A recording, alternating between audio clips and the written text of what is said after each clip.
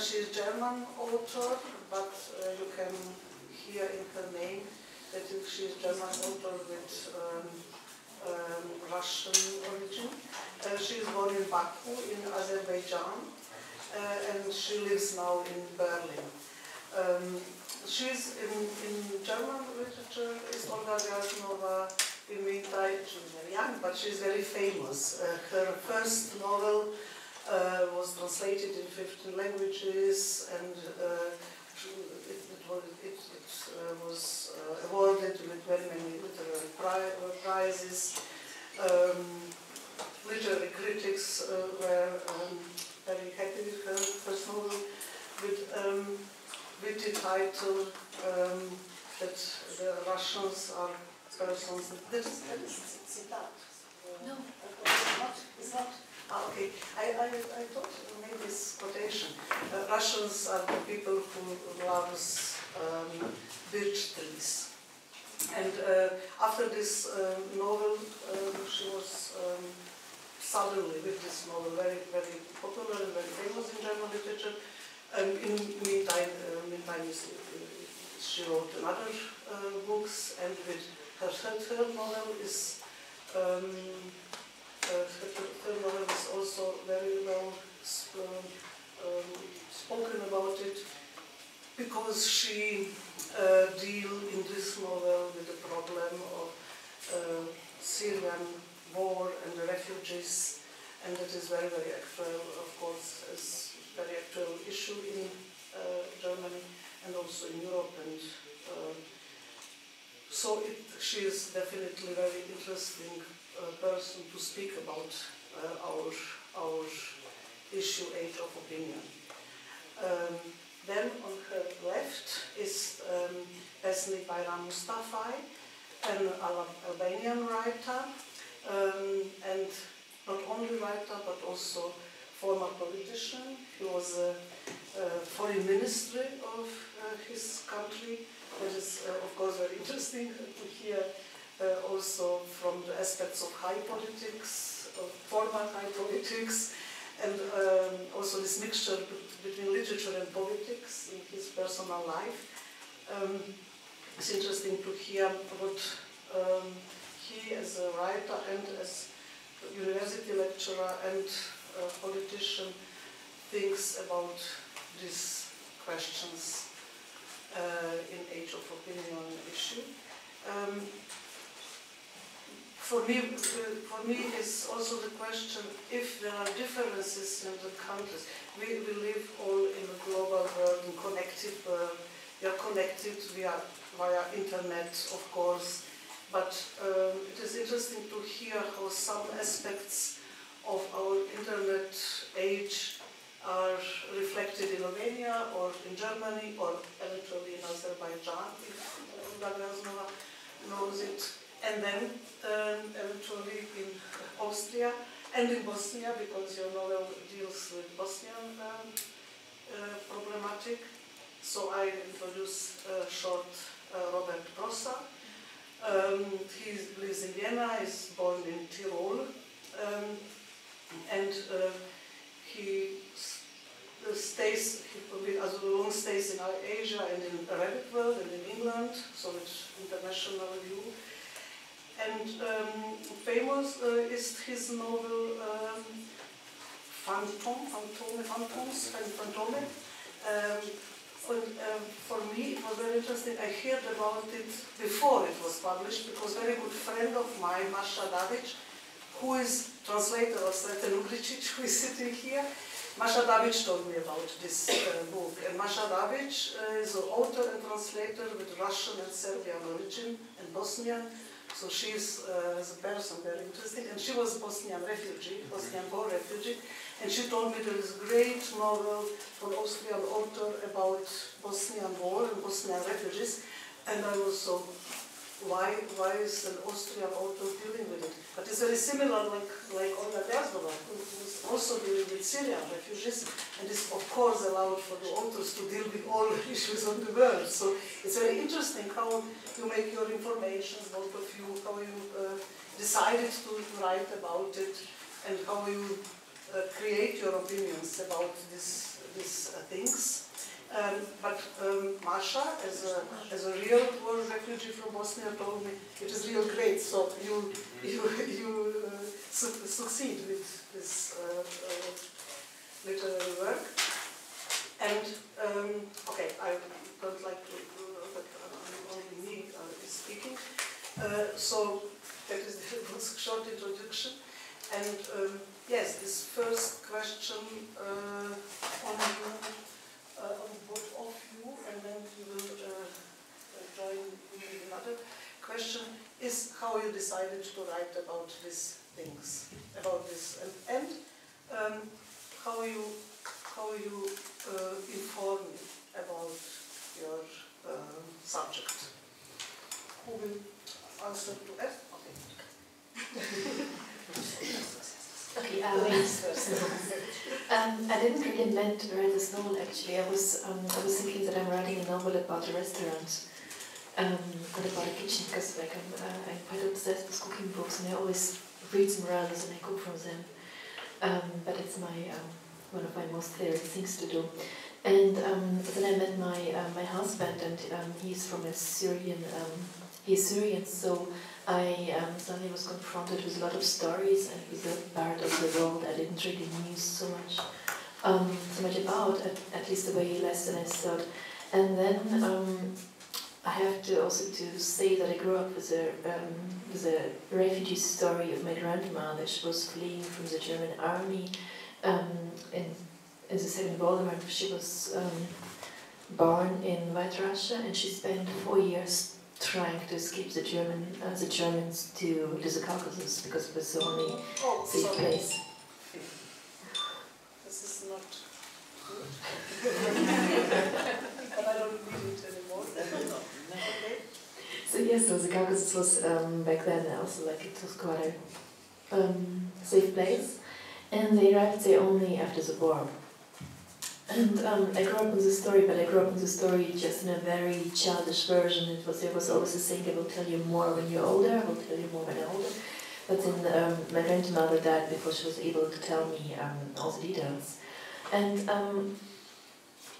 then when, and also because I was reading the whole German exile literature, and suddenly when you hear all these stories from the Syria, and suddenly it's triggered a lot in me.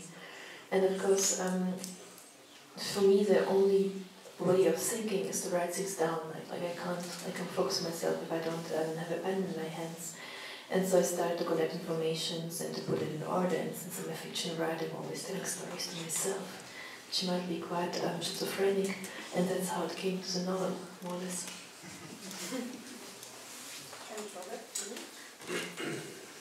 Ja, schönen guten Tag. Hello. Yeah, in my case, it was more like I stumbled upon this story. I was actually in Albania, summer 2014, and went back overland to Vienna. It was the first time for me in Bosnia, a quick stop in Sarajevo. And I don't know, like to be like in the city and like to meet people there. It somehow like got me thinking that it's in Germany is a Halbwissen. You have like just half of the knowledge of a thing, like in my case of ex-Yugoslavia, and Bosnia especially.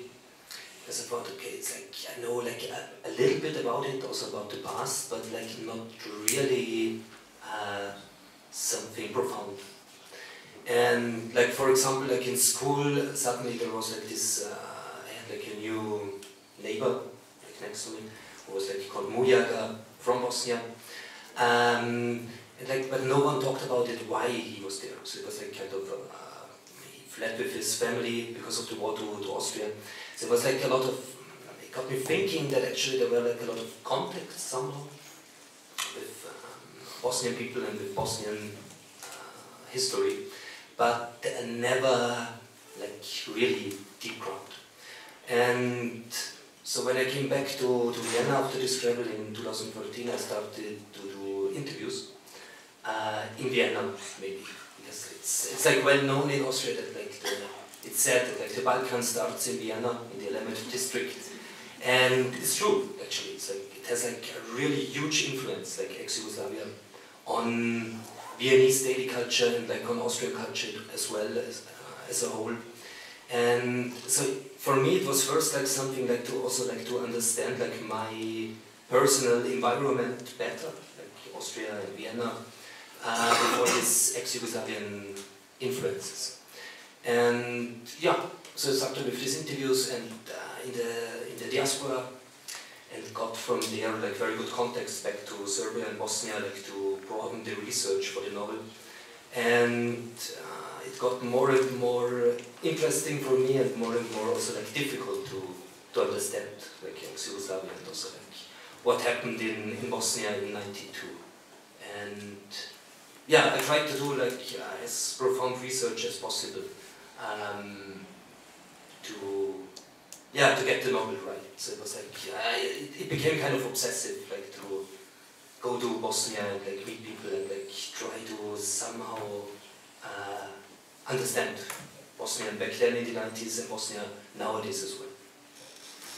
And how do you also read, because our issue today is Age of Opinion, do you also read comments on internet, comments of normal people, not only journalists and authors, from both of you? Good question. And then also comments of Bosnians in Austrian, because I read it very often, and there are really small wars between Muslims and Serbians and Croats, and to every small article in the Standard on the Presse in Austria, there are hundreds of Croats, Serbs and Bosniaks make new war and that is really, really difficult. It's for years, it's like this. Do you read it sometimes, or did you read it for, and how it is in this Arabic problematic? Are Syrians, for example, who write comments on German articles we know it? So the question, because for former Yugoslavia, it's very typical that they quarrel in those postings. Yeah, I mean, I tried to follow it up, but it was like, I mean, it was like same with the interviews. So I tried like to really like to meet like a lot of like different people, be it like a teacher or like an academic or an electrician, doesn't matter, or like former soldier, and I think like there's obviously it's like strong opinions like on each side, which are on the other hand like I think also tells you a lot about how also like the Bosnian War, this kind of conflict is still like surviving or like going on, like, you know, in different aspects. And like these commentaries, you know, I think it shows you, it gives you like an insight on like the many different realities we're living in. Yeah, but just with commentaries, it's like you have to keep to be attentive or like not to believe them like too much. I think it can give you like a sense. And how it is in the Syrian community in Germany? Yeah, a lot, but it's mostly in Arabic and on Facebook. It's not really in the main media. Like in the main media, I've mostly been fascists explaining everybody their own view. Okay. Now, the question for you, because the both young authors from Austria and Germany wrote about impacts of politics on the world, on the living of persons, and they wrote novels about it. And you were writer and politician at the same time, a very important politician, as the Ministry of Foreign Affairs is of course an important position.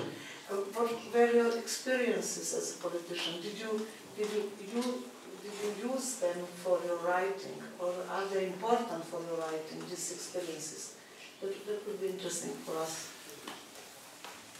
Faleminderit dhe Bremer, good afternoon, Vita. Unë, para se të përgjigjem pyetjes tuaj, do them një fjalë për atë çka thatë pak më parë, polemikat ose debatin në nivelet e larta të politikës. Shumë interesant sot në kohën moderne, sidomos në dekadat e fundit, padyshim që edhe politikanët e niveleve më të larta përfshihen në ose gjejnë për detyrë të japin personalisht opinionet e tyre.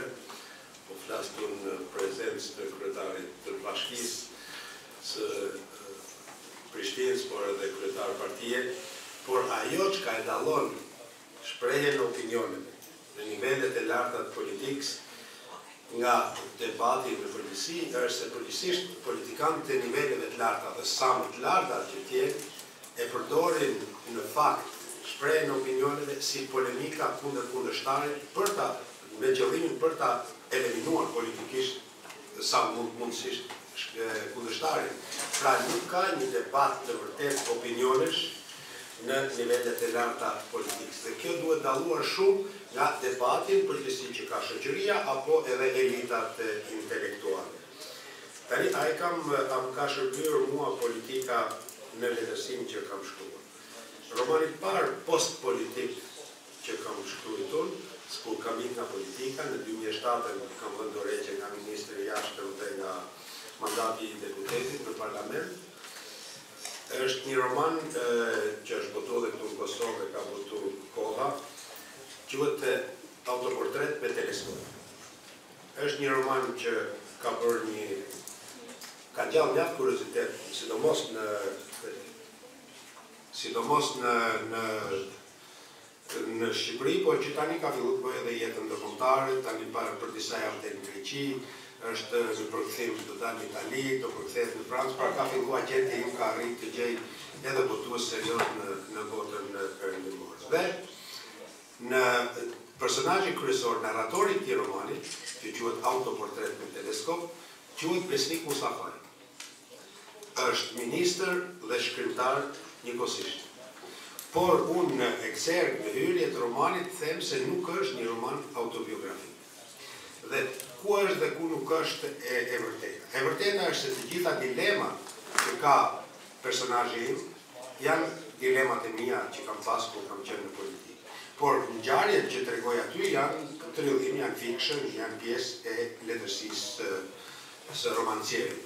Pra në këtë kuptim, personazhi im është një lloj skizofreni, sepse duhet të pajtoj të papajtueshmet dhe nuk arrin të pajtoj pushtetin e politikanit, i cili është një pushtet imediat, me shumë privilegje, me shumë avantazhe, ndërsa pushteti i shkrimtarit është një pushtet me shumë privacione, sepse shkrimtari do punoj vetëm në dhomën e tij, pa njerëz, kohën që tjerë do ja kushtoj, që ministri mund t'ja kushtoj një jetë shumë më mondane, shkrimtari do t'ja kushtoj shkrimit ose leximit. Pra, në këtë kuptim, midis tyre dy pushteteve, në romanin tim zhvillohet një luftë e vërtetë, e cila në fund të fundit fiton shkrimtari dhe ai jep fund karrierës të si ministër. Kjo është letërsia e romanit tim Autoportret me teleskop. Por në të vërtetë, unë kam dhënë dorëheqjen në 2007 dhe jam bërë shumë më i famshëm pasi kam dhënë dorëheqjen se nuk kishte ndodhur ndonjëherë në Shqipëri që një ministër i jashtëm aq më tepër, 15 ditë në avion, kaloja muaj, hotele me 5 yje, business class në fluturime e tjerë, të jepte dorëheqjen ose pa humbë zgjedhjet, ose pa bërë një skandal. Mos kishte ndodhur asnjëra nga këto.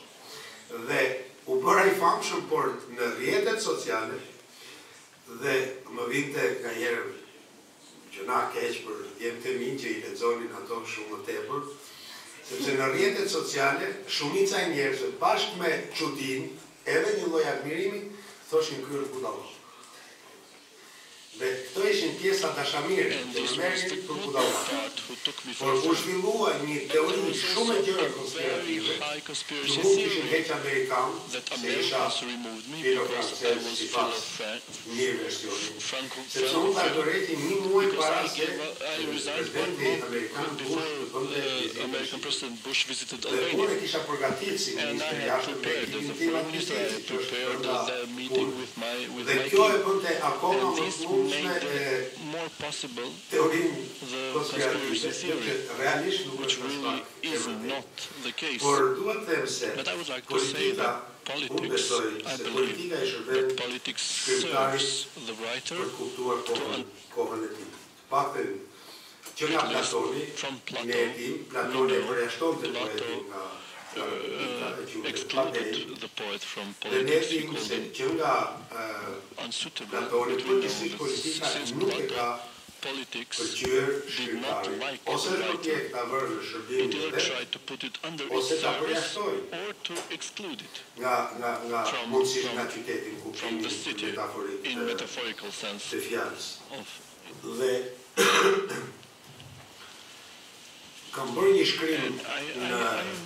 I published an article in 1993-94 in Libération when they had a tribute, and they wanted to ask me to produce an article which is called To Have or Not to Have.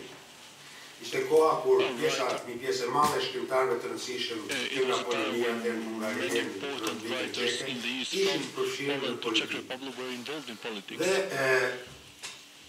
them se rasti më I mirë se mund të shkrimin është Havel. Por ai brenda vetes e ka shkrimtar,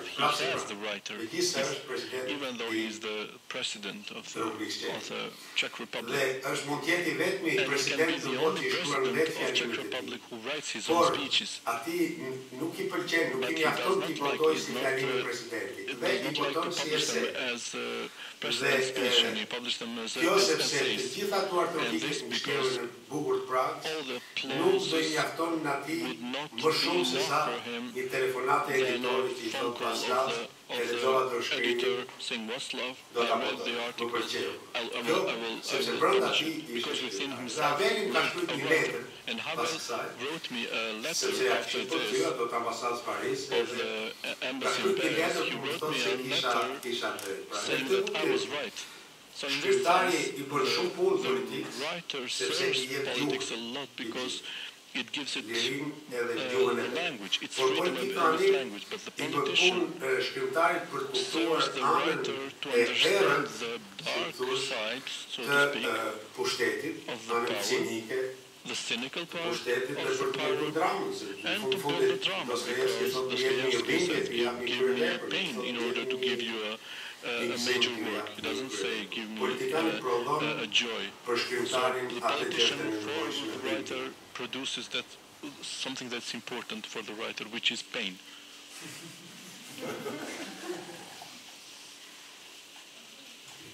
It's enough now.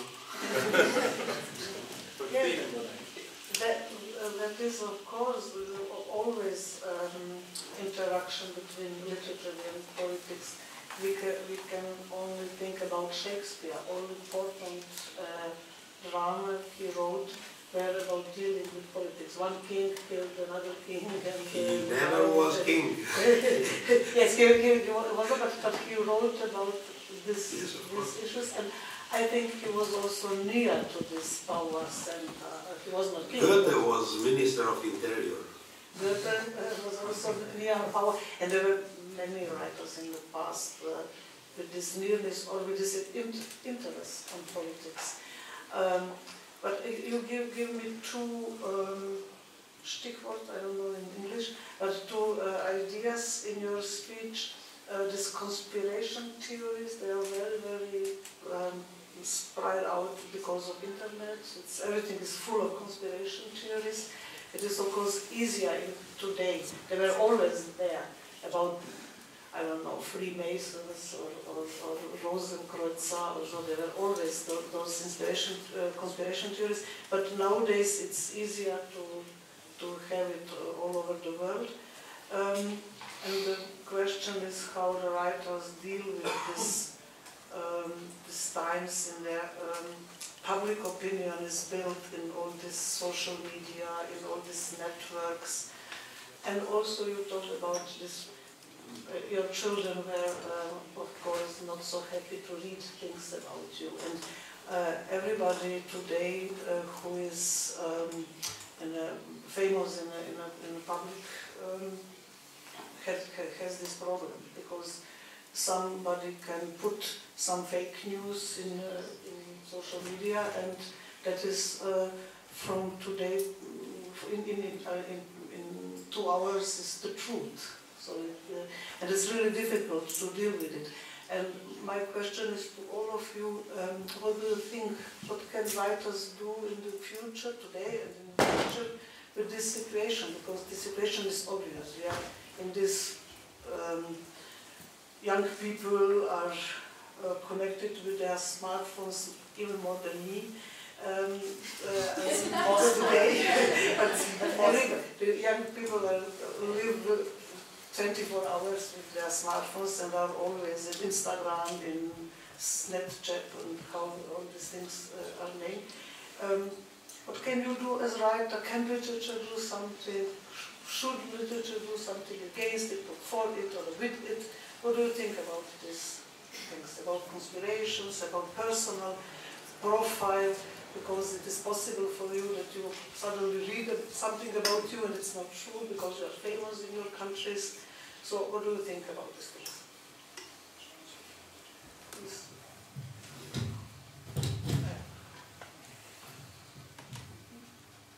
Okay, ich scheitere an der Technik. Jetzt aber. Let me get my smartphone to try to answer it. A few weeks ago I was reading a book by Laurie Anderson, American performer, musician, and Lou Reed's love of his life. And she writes I thought it's really interesting also for today's topic. Karl Rove, senior advisor to the President of the United States of America, was talking to a journalist in 2004. He accused the journalist of living in the reality-based community. That's not the way the world really works anymore, he said. We are an empire now, and when we act, we create our own reality. And while you are studying that reality, we'll act again, creating other new realities, which you can study too, and that's how things will sort out. We are history's actors, and you, all of you, will be left to just study what we do. I mean, that's like a very interesting saying, especially if it's like from Bush advisor of the presidents of the world's strongest power. And it's like 15 years ago when he said that. And I think that really set the tone for what's happening right now, like to create like stories, and the stories get faster now than shorter. Now it's like 10 words a tweet, and it can like change a lot. And there's like this fake or alternative news and stuff. But I think like as a writer, it's like it's a very interesting time right now, because it's I see like now the sense of literature in like counter stories, or somehow like to show actually, okay, it's like it's a very fast output of news and of so-called realities.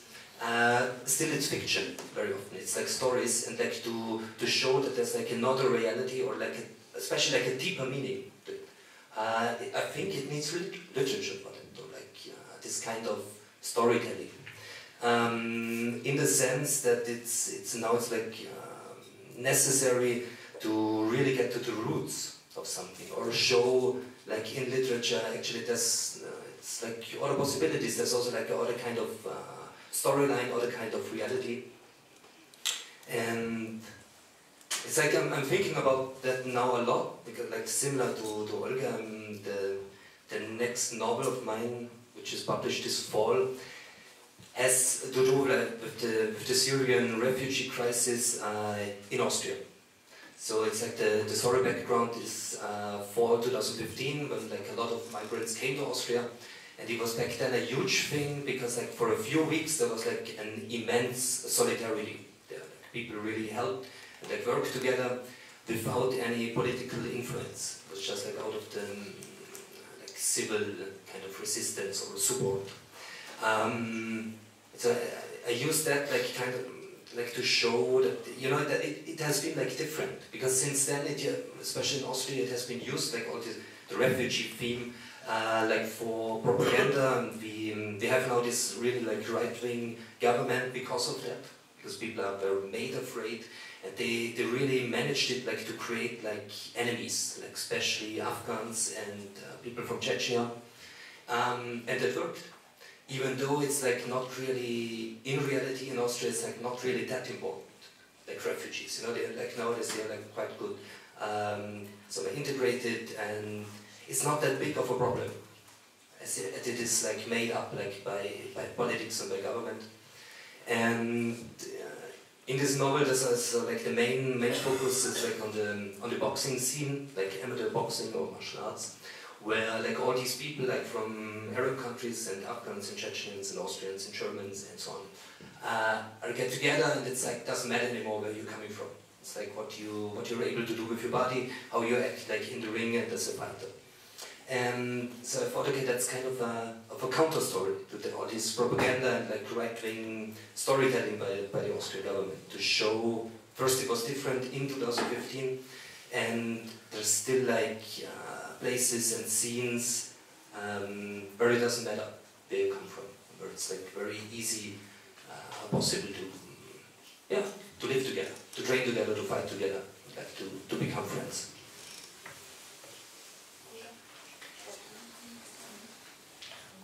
I'm not sure, maybe it's not really the time for literature, maybe it's rather the time for literal criticism, because suddenly we need this literal theory to actually understand what's going on in the politics.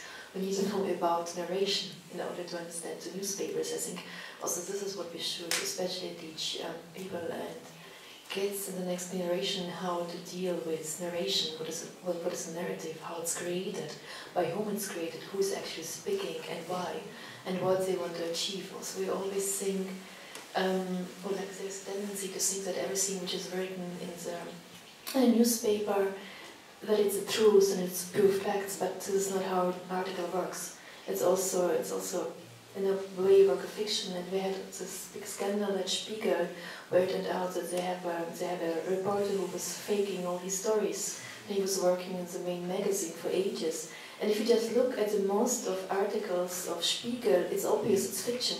It can't be true. It's impossible to start an article with a narration point of view of Angela Merkel. It's like, at least in the second grade, you should know there's something wrong, but apparently it's exactly the style people appreciate.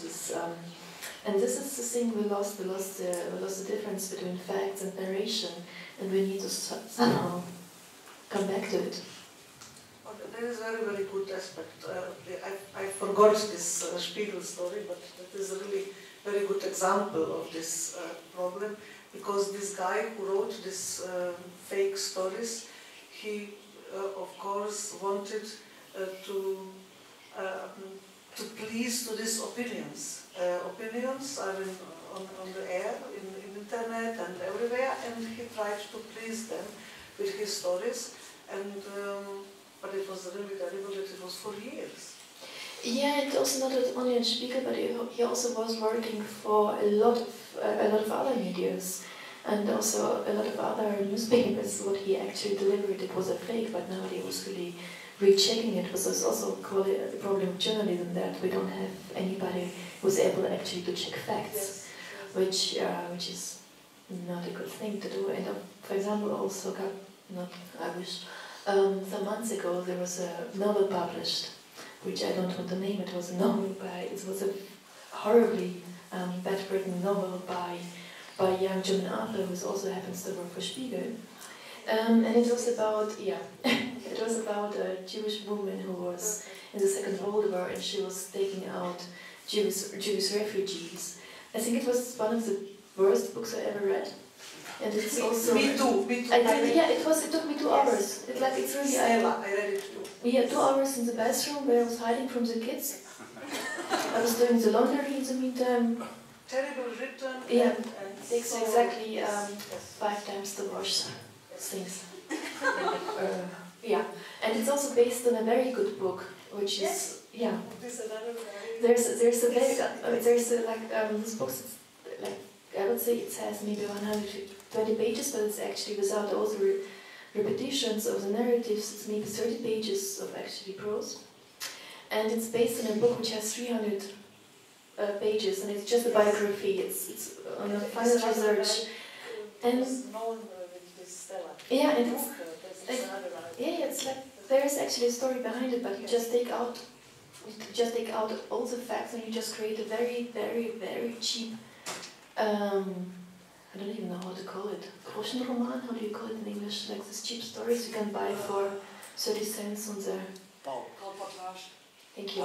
Yeah, basically he made this out of it, and it was horribly successful. Like all the publishing houses were offering more than 300 euros to publish it. More than 300,000. There was an offer of 400,000 euros for this book. And then, but what happened when it was published? It got really bad reviews, and it was since a long time that actually the literary criticism worked on a very high level, and it was reviewed very well. It was written exactly why this book is bad, what's wrong with it, what are the facts, what is the narrative, how does it work, and it was super well done. Whereas actually I was asking myself, okay, why can't we just do it from now on? But I'm happy that you told it.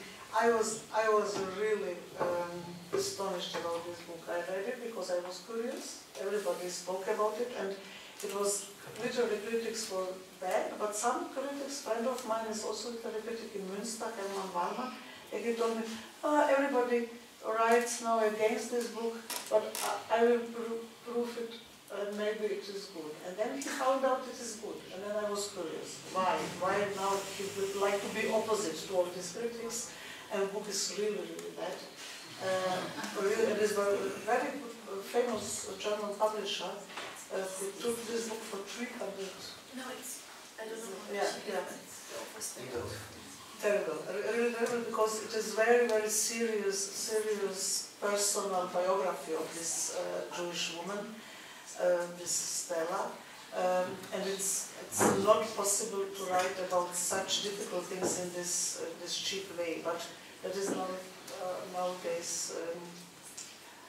Somehow the taste of our days, because this book is very good sold. And some bookshops, they thought, no, but we are very happy, we can sell it very good. Yeah, but also luckily it was just 14 of them who wrote a letter that they don't want, because they're selling it so well, and they don't want the critics to speak badly about it, because it's not really good for business. But I think that you told something very, very important. We have to teach young generation how really to read, how to understand how to understand text, and how to be prepared, how to understand if something functions so perfect like this Spiegel reportage, then it's not sure that it's true. How make analysis of texts. Maybe is this really the way.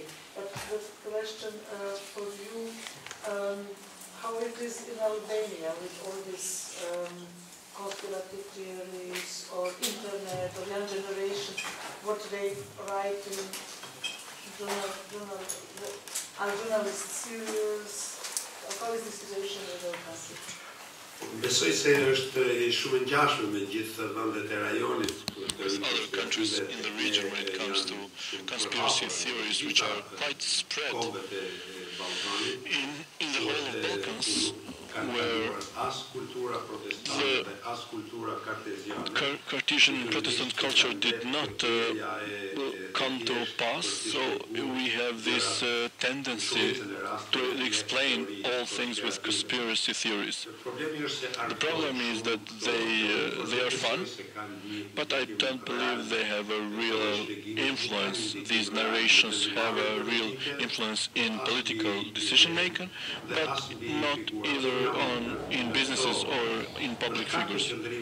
because of my attitudes in politics, when I was part of high politics, I was accused of being a Serbian spy or being a French spy, and at certain times also in many aspects, but in the general perception this did not have any influence. But when I said that my children, I felt bad because of my children, that their friends would tell them that their father was a Serbian spy from Tropoja, because I am from Tropoja, which is very close to Đakova.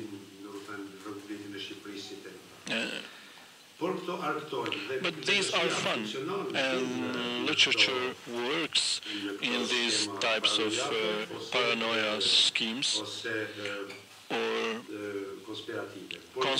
conspiracy schemes. But a writer of a country, from my own experience, a writer of a small country, of a small language, which is not quite known, especially in international level, is very difficult. For me, my books,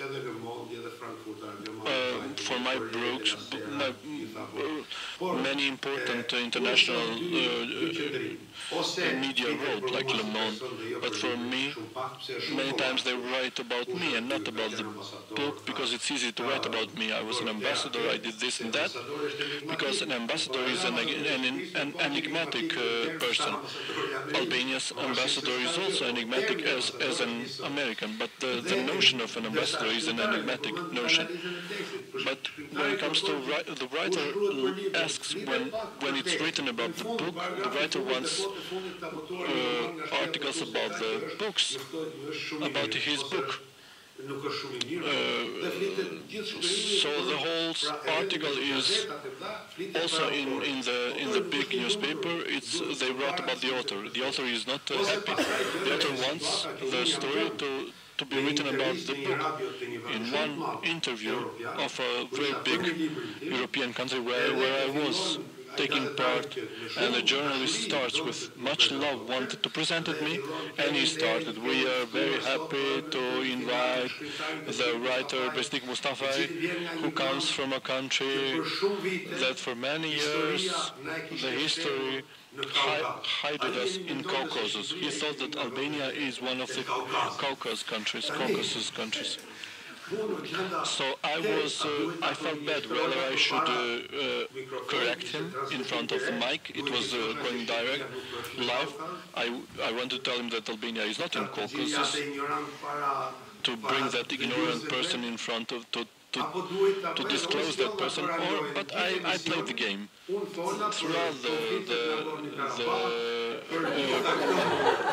the program I talked about the conflict in Nagorno-Karabakh, and no question about Albania, about Kosovo, or things that an Albanian is asked about.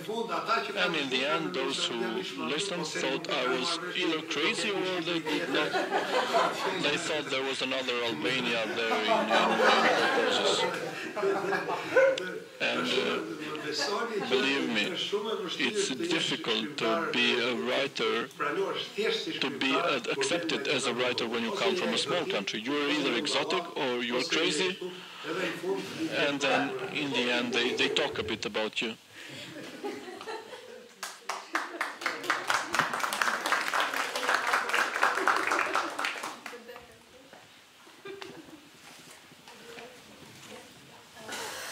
I have also to tell, I had once a reading where the moderator was sure that Azerbaijan is a neighbor country of Kyrgyzia. And half of the reading we've been just fighting about where Azerbaijan actually is. It's more difficult, I understand. And a question to Olga Grjasnowa. Are you now informed about the situation in Azerbaijan? Have you connections, or are your whole family is abroad? Can you tell us something about your Caucasian experiences? I don't have any. No, actually my whole family immigrated, and I was there a couple of times since we immigrated, but it's quite hard to get any knowledge of Azerbaijan if you're not there, because of course there's some media, but just one type of media. And also there was a language twist in the 90s. The society was a lot of people spoke Russian, and it was one of the main languages there to communicate. And nowadays it's all only in Azeri, and since I don't speak any Azeri, it's... Yes, it's difficult because of language, I see. Well, we haven't many time, but we can make maybe room with you if you have questions or suggestions or ideas. We would like to discuss it also with you, of course. You can tell your opinion about Age of Opinion. Mateo, you want to tell something? No. I can tell something. But how did you know it? Yes, I thought. Paranoia. You're looking very eager. Okay. Matteo, wait a second. Okay. It's just a comment about the new generations, because we were saying that it's important to teach to young people how to read texts. I can give you my experience as a university teacher in Germany. Well, so I come from a Protestant and also Cartesian culture, if you want. My students don't believe in conspiracy theories, but I wouldn't say that they feel that they can interpret texts very well. I mean, they tell to me we have difficulties with texts. And the problem for me is, and it's also, if you want, a question for you, that they have a kind of knowledge which is very fragmentary. They read a lot online and also books, but all these informations are like without a system in their mind. And they realized during these years that I went to a school which was very different to their school. Because of time, I'm 40, they are 20, but also because of space. I went to school in Italy. That's the, new, let's say that the French, Italian, Spanish, Portuguese system is very historical. I mean, they teach you a system. You learn to think how things developed from the antiquity to postmodernity, and of course it's a master narrative. It could be not right, but you learn to order things. This German system is a little bit like the English one. It's another kind of system, but now I want to say that it's also, I think, a time problem. Knowledge now is very fragmentary, and so they read texts, and they have this idea, this Cartesian idea, I have to question this text. Perhaps it is not telling the truth, I have to prove the facts and so on, but they don't have any system to do it. And it's really difficult, because if you try to say, okay, there is a hint here, this concept comes from, because we were quoting Plato, from the antiquity. What did it mean, polis, like city in the antiquity? And then, of course, it's very difficult to think critically if you don't have a kind of chronological system in mind that you can also question, of course, because with chronological system we made ideological works as well. But I think if you want to destroy a canon, you have to know the canon. And so that's for me my challenge every day. That's what I wanted to say.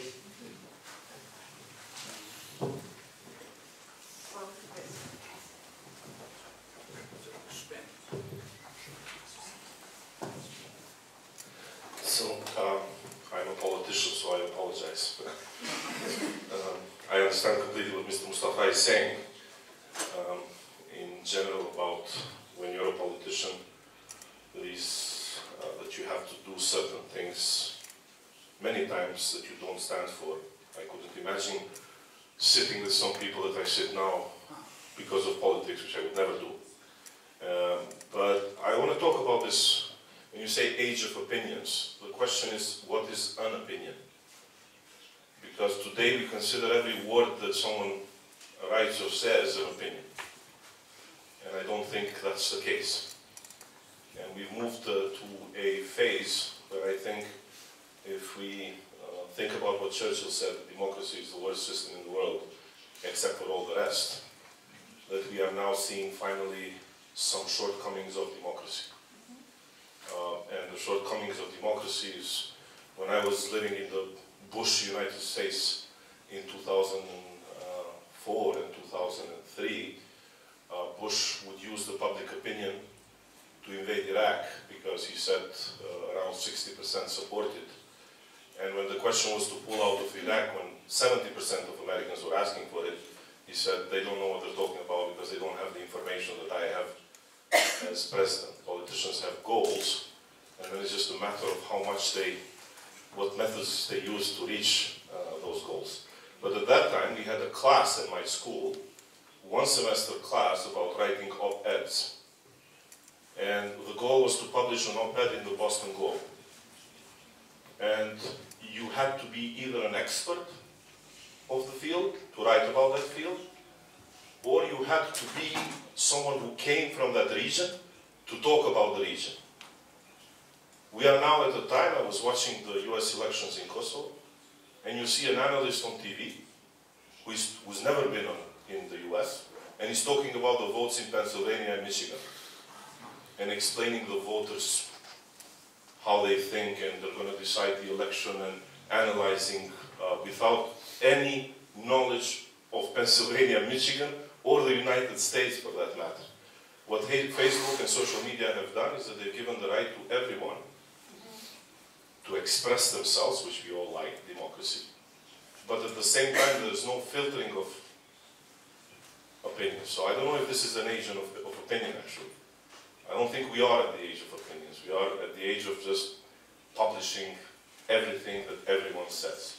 And then, how can we teach younger generations how to read when we first have to tell them what to read? We become lazy readers. Twitter, 140 characters, they just increased it now. Facebook statuses, very short. You try, there is a very famous app, I don't know if you've seen it, it's called Blinkist. Yes. And it's supposed to give you a shorter version of the book if you don't have time to read the book. It's one of the most famous apps on telephone. You don't have time to read the book, we'll give you a 5-minute version of the book so you don't have to read it. So when you come to a discussion like this, you can actually talk about the book like you've read it, but you haven't read it. So, is this really an age of opinion? Can we define opinions?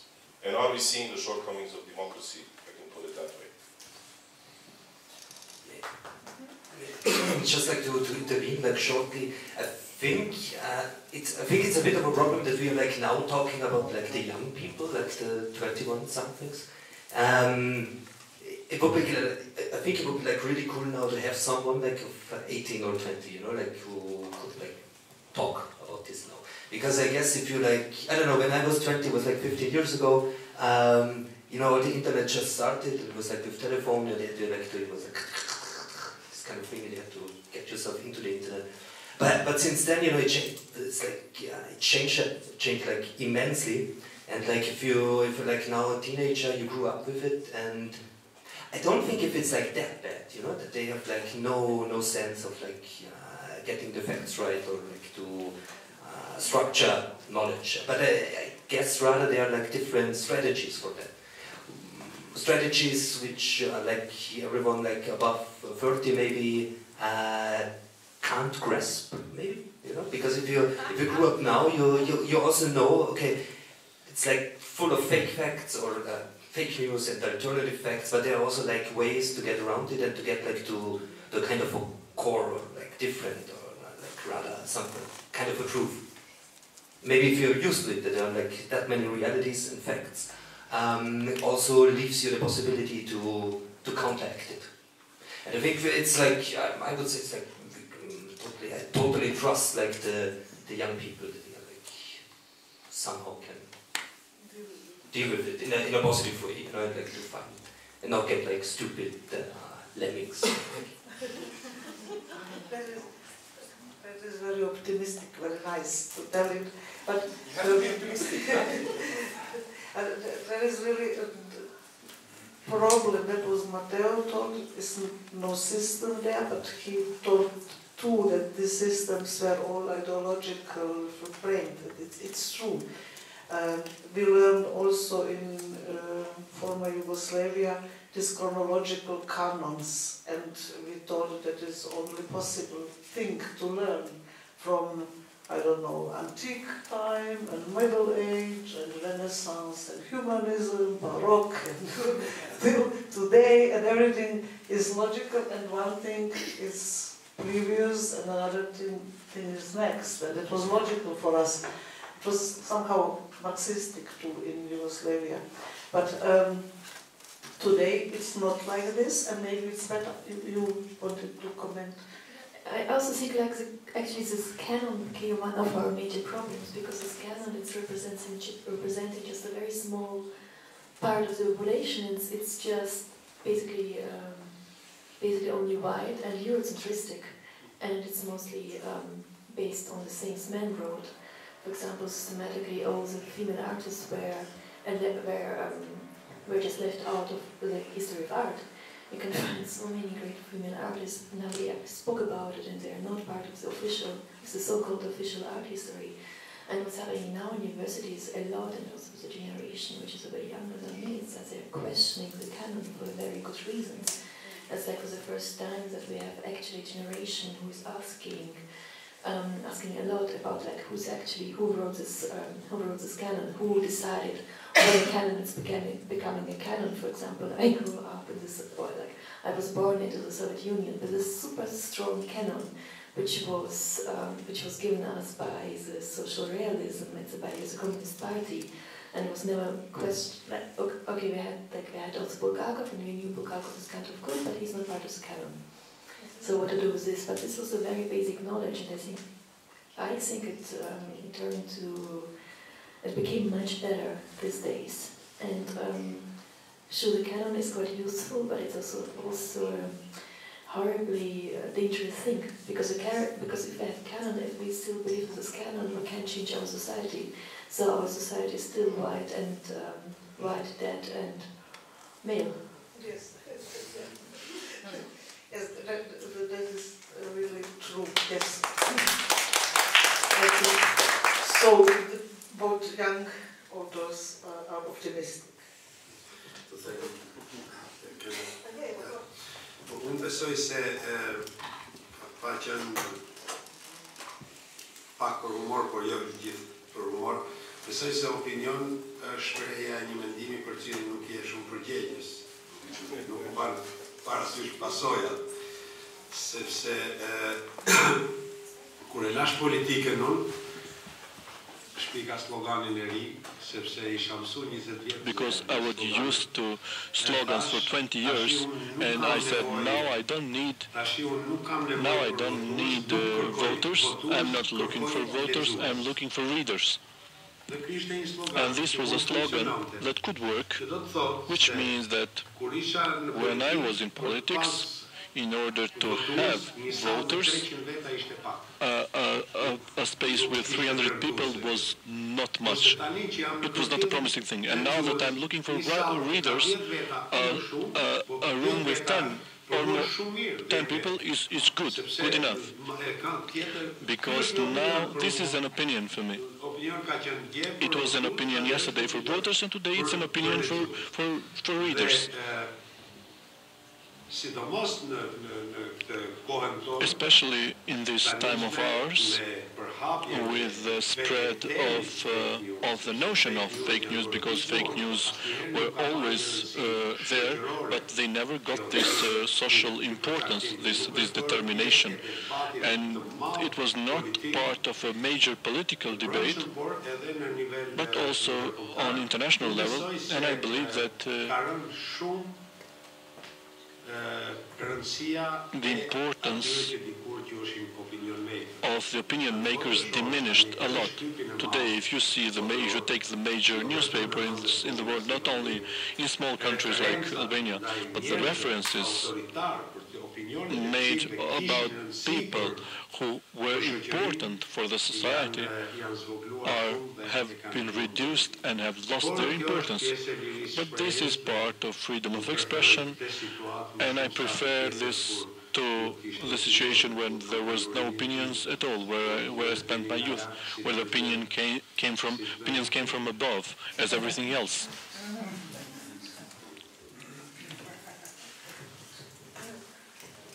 But I will tell something not so optimistic.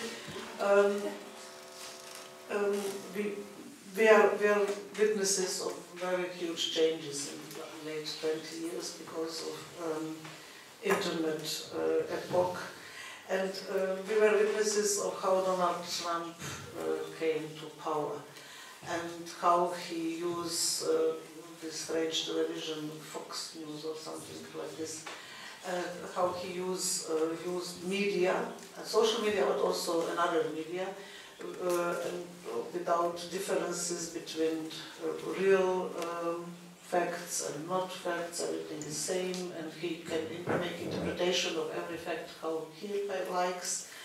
He can lie, and he can tell things that are really obviously lies, and he's in power. And we are also witnesses of raising of right-wing politicians and right-wing movements also in Europe, and I'm not so optimistic because Olga Grjasnowa told really truth that the canon was male and white and dead, but male and white. But in the same time we have a rise of this right-wing movements, and they work on empowerment of male and white again, and they are successful somehow. And we can read really things like, I don't know, as a lady from Austria, from identitarian movement, identity movement, he told he's against female voting, for example. One very, yeah, yes. She's against female voting, and things like this are now spread in the internet, in this right-wing social media.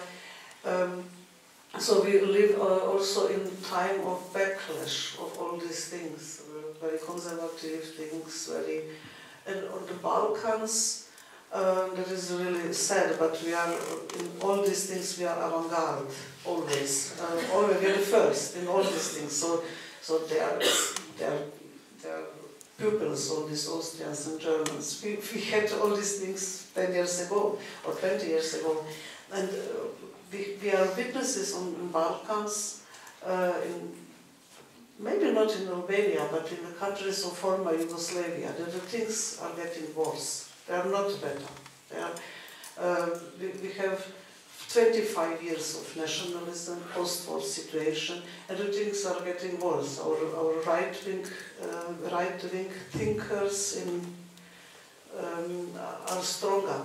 I can tell it for Croatia. Croatia is now from one relatively normal country 30 years ago, now Catholic, conservative, nationalistic, regressive country. So what is, and all these right-wing and identity things, we had it 15, 20 years ago, but now we have results. So I'm not so optimistic also regarding Germany and Austria. They are going our way. So the Balkans is always first. We killed Prince Ferdinand, and then Europeans have war. And so we are always avant-garde in such stupid things. And then, but another Europeans like us. They are always, they imitate us. And then they make it too. So we can now, but then these Germans, they take things always seriously, and then it's problematic. I don't know. Yes. Balkans are on another level, and the Germans take it in this moment seriously. So I see for this experience from Balkans, I'm not optimistic because. Our system, social media, destroying all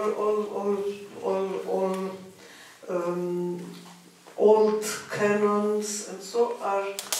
The results now are that we have really schools with only Catholic view on things, and people who believe really that Earth is not round. They are before Galileo Galilei, these people. And so this is our reality now. And internet and the social media help these people to be strong in this moment. But just to give it like still an optimistic note, I think also now the good thing with social media is like it gives you like huge possibilities like to organize. And as you said, like in Austria, it's like you know this right-wing government is trying like a lot, and they're really like pushing the borders. Now they are like trying to get like to television, like kind of a censorship, which they are trying to install now in Austria. And also like this kind of conservatism and like folklore, and like to keep your own stuff and like breathe in your soup and never like look what's outside your comfort zone. But still, I think like in Austria, but it's like what gives me like a good feeling, or I think makes me a bit like optimistic, is there is still like a lot of civilian resistance. It's like every Thursday in Vienna and in Graz and in Innsbruck, like thousands of people are meeting, like many young people protesting against the government and against like this right-wing direction. It takes more and more. And it's like it's going on like for quite some time. It's like not breaking down. There's like a lot of different things. Also like from artists, like on television, literature, essayists. So everyone is trying to do something against it, and it's like altogether it's quite something that's happening. And for that you also need like social media. Like first to organize for big demonstrations to meet, and like to get sent around like a YouTube video of I don't know, like some a comedian on TV who's like in the talk with our chancellor, and like really gets on his nerves, you know, it really like gets him out of his like defense mode and like political speech. You know. This is really, during your speech now, I thought, okay, that is really the difference between old democratic countries that had democracy for fall of Berlin Wall and our post-socialist countries. They are really a problem because they have no strong civil society. They are not used to do it, and they are lost somehow in this situation. All these post-socialist countries, and also this post-socialist part of Germany too. They have this problem, and these countries like West Germany or Austria, they have a really strong movement, and that is great, and it is true what you thought. I read always what people in Graz do, like these demonstrations, and or these Omas gegen rechts, grandmothers against right. They are great in Austria, and also in Germany. They are also in Germany. But post-socialist countries, they have really problems with these things. But what do you think about? Nu kam той шум да търгойни историите в те, че към долу видите филм видите вещата. I would like to tell you something that happened in the beginning of the 70s, and just to tell you that the history is repeating and not much have changed. At that time, Albania was a totally isolated country, and China as well was isolated. And Albania and China were two world superpowers protecting the genuine, the real communism. And a friend of mine that now lives in the USA studied in Beijing University. He was studying in engineering studies. And one day he tells his class friends that Albania was only 3 million people. What? 3 million people? And they started writing 3 million with the 6 zeros, and the big desperation of the University of Beijing, because they learned that their strong ally with which they will make world revolution was 3 times smaller than the inhabitants of Beijing.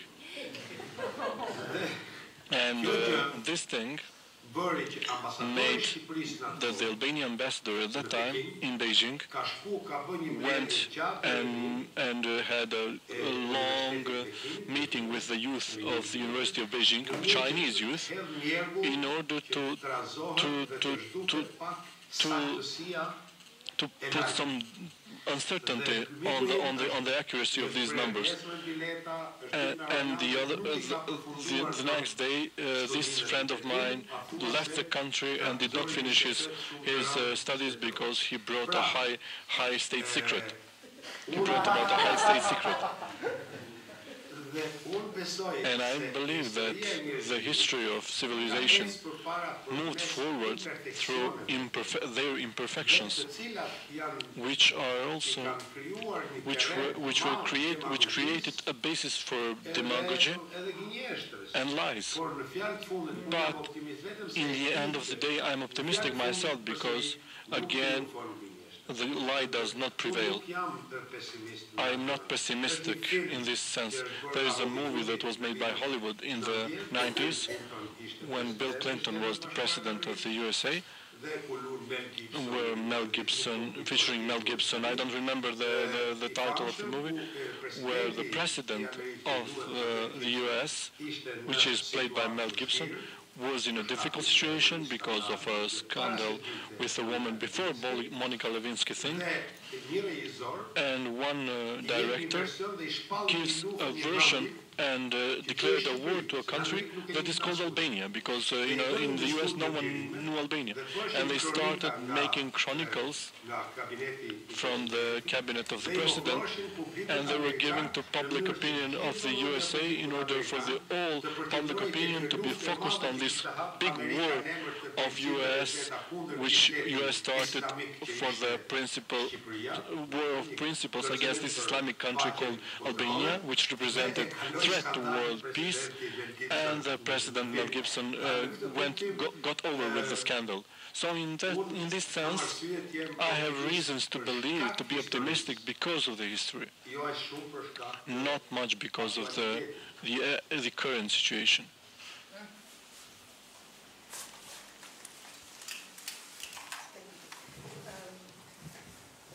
We are late, so if somebody likes to tell something to us, now it is the opportunity.